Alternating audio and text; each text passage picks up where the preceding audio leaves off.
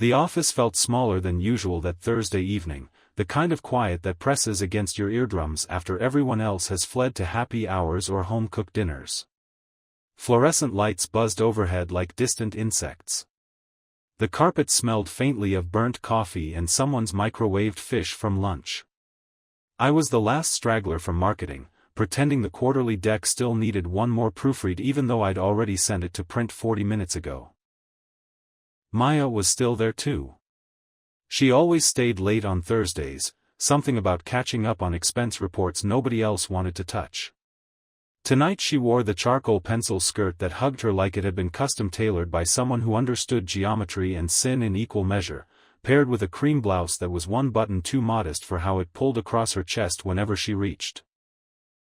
Her dark hair was swept into a loose knot, a few strands already escaping like they were tired of behaving. I'd noticed her for months.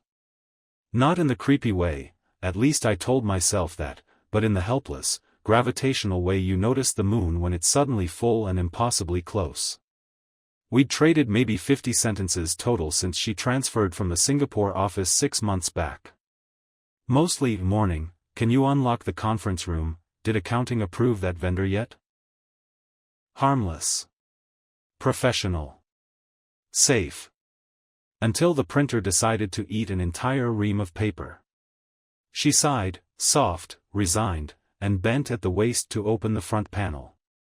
The motion was practical, nothing theatrical.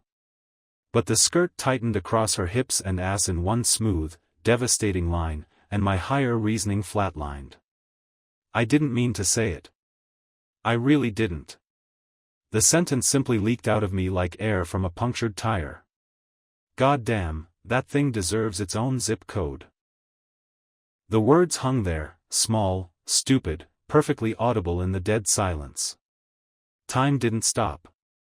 It slowed to a sick crawl. Maya didn't snap upright like I expected.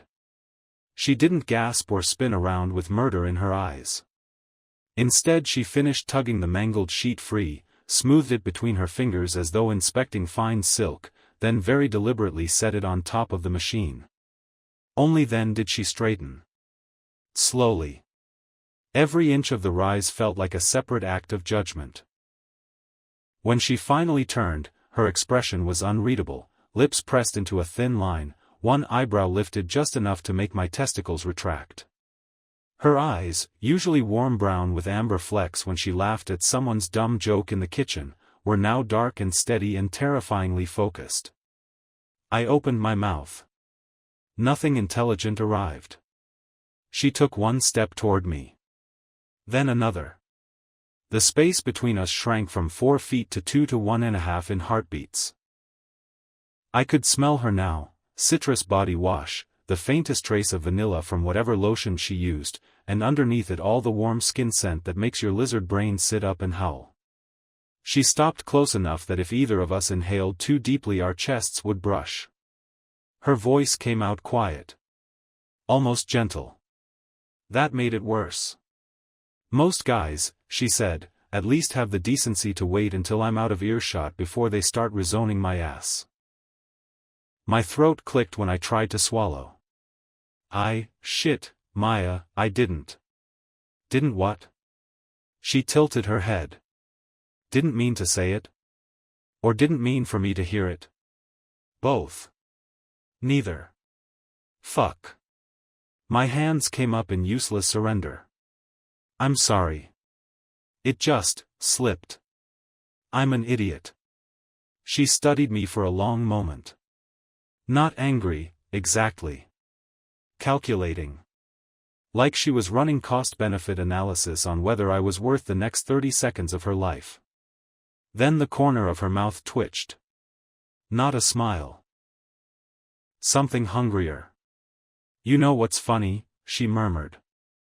I've spent the last 4 months wondering if you even noticed I existed outside spreadsheets and Slack threads. Turns out you have, very specific opinions about my geography. Heat crawled up my neck. I notice.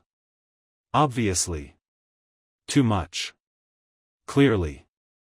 Her gaze flicked down, deliberate, unhurried, to my belt, then lower, then back up so slowly I felt every centimeter like a physical touch.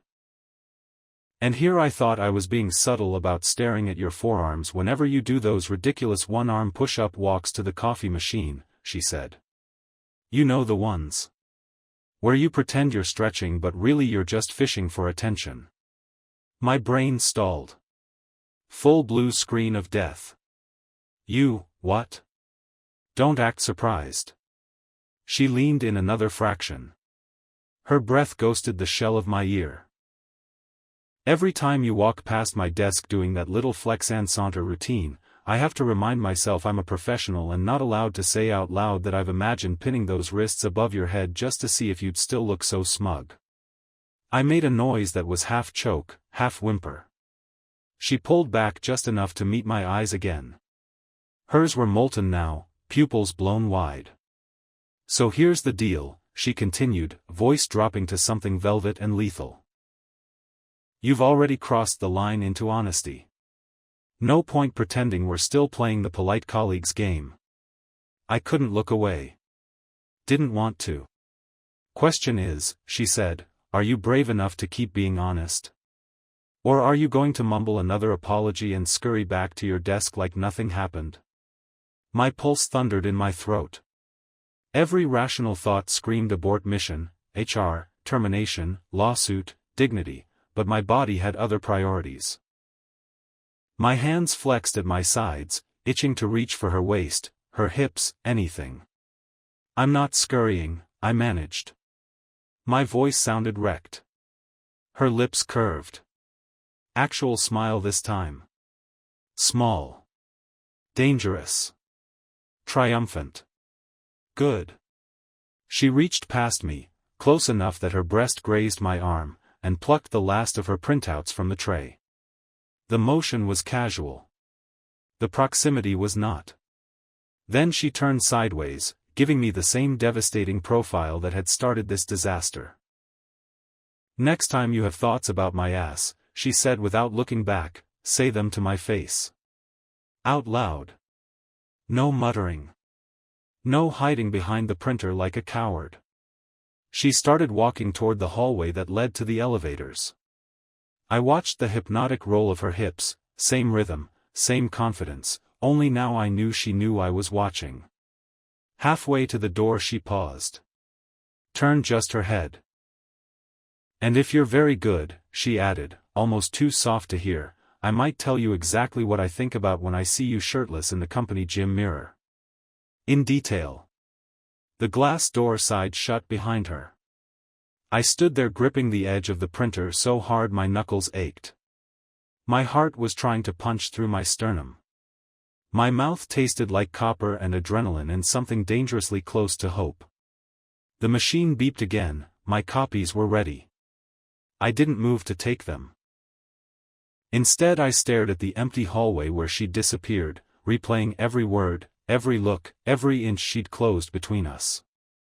4 months of careful distance. 1 sentence. And now the entire game had changed. I didn't know whether to laugh, cry, or run after her and risk whatever came next. But I did know one thing with bone-deep certainty. I was never going to look at that printer the same way again. And I was definitely not going to mutter anything under my breath ever again. Next time, I'd say it loud enough for her to answer.